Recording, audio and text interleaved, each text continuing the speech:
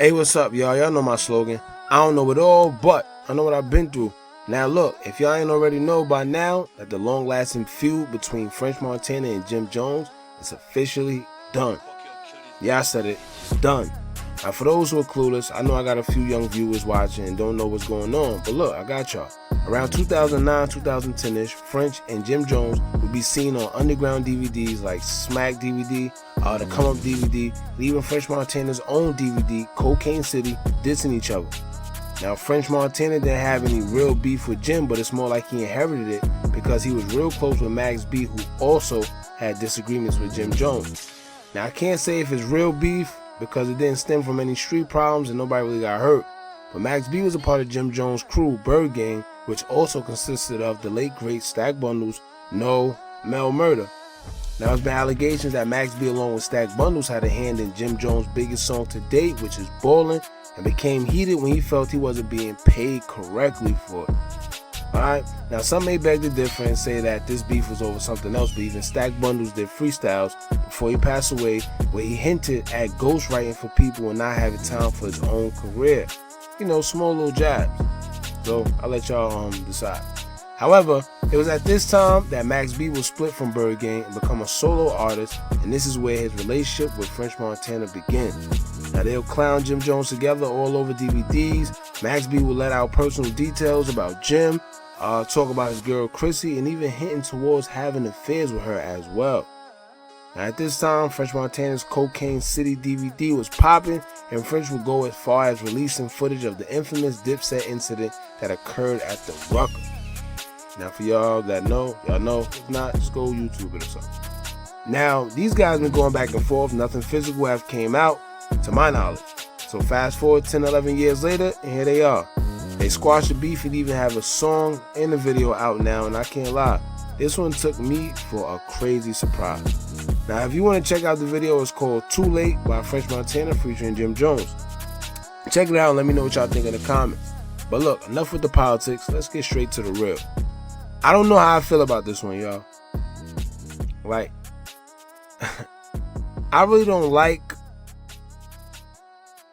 I don't like it. Like, look, I'm all for the people and themselves settling their differences as men and coming to an agreement, you know, to like leave the bullcrap alone, evolve, whatever the case may be. No one was killed or seriously hurt or sent to jail over their problems, so coming to a common ground isn't really the problem. But the problem I have is this. It's the what if aspect. Like, these differences could have been settled a long time ago, so that makes you question the intent of this move between both parties. Alright, so like, was it for clout? Was it only for money? Are they really cool? Is it organic? Is it genuine? And this is the problem I have with these truces, because everyone's suddenly doing them. But look, my thing is this. What about the crews who put their lives on the line for both sides? How do they feel? Perfect example, the Jeezy situation, right?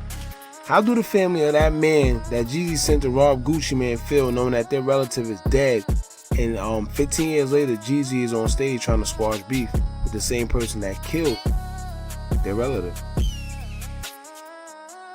Alright, and and it's crazy because I seen everybody, oh, Gucci acting immature, oh, Jeezy acting like a man. Jeezy ain't acting like a man. He was up there looking like a victim.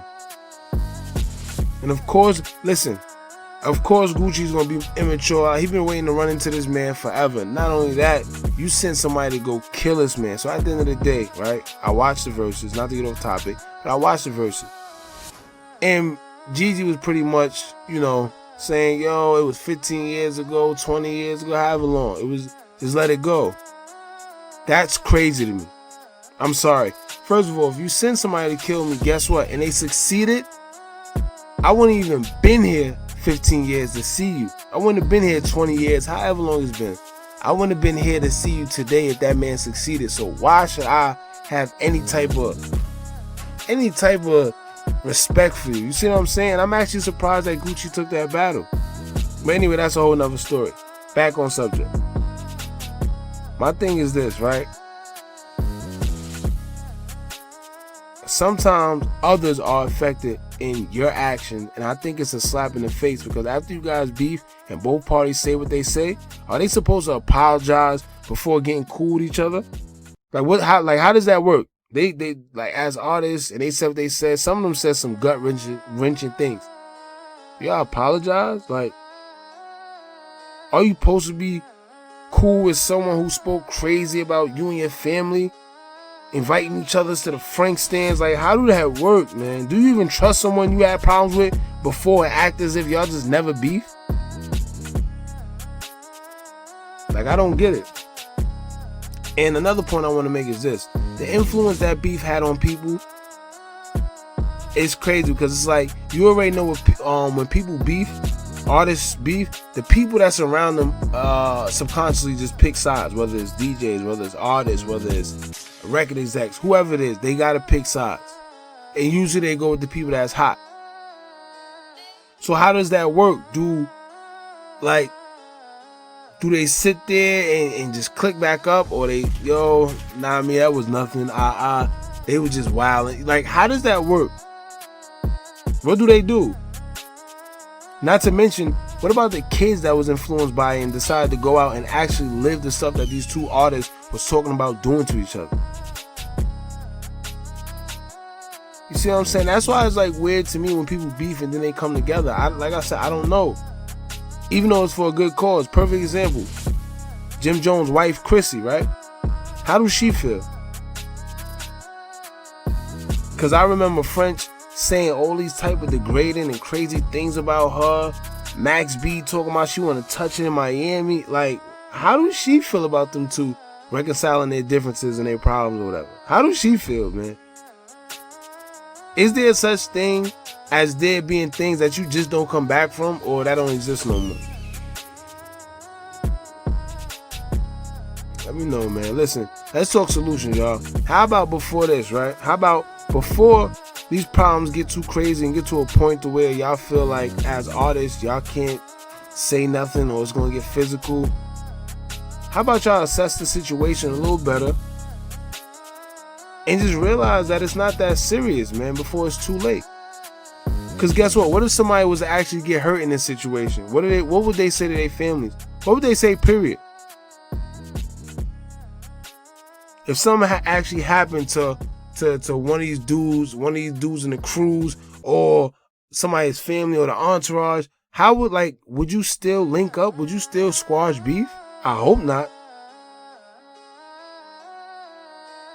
Future reference: don't wait for years to pass by where your career is not as popping as it used to be for you to find gimmicks or anything to try to sit there and revive it, man. Be organic, be honest. That's the only situation I could think of, to be honest with y'all, man. And I guess the streets are just changing.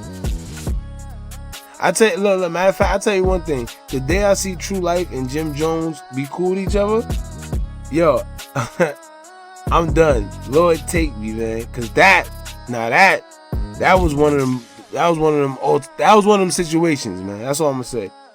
If you know, you know. If not, get your YouTube on. But now, like I said, so it goes back to Max B as well, because Max B and French is cool with each other. What do he do when he come out of jail? Because he's incarcerated. What do he do? Do he apologize to Jim? Do they talk like men? Do he come out and just act like it never happened and go his way? Or how does that work, bro?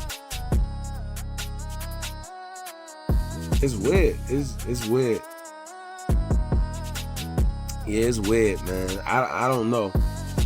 But we shall see what happens. So many questions. I'm not gonna prolong in this video any further. Let's just see how it plays out and just hope for the best. Like I said, y'all, don't forget to like, comment, share, and subscribe. Hit that bell so you're notified every time I drop new content. And remember, as long as you keep watching, y'all, I'ma keep dropping. And I'm out.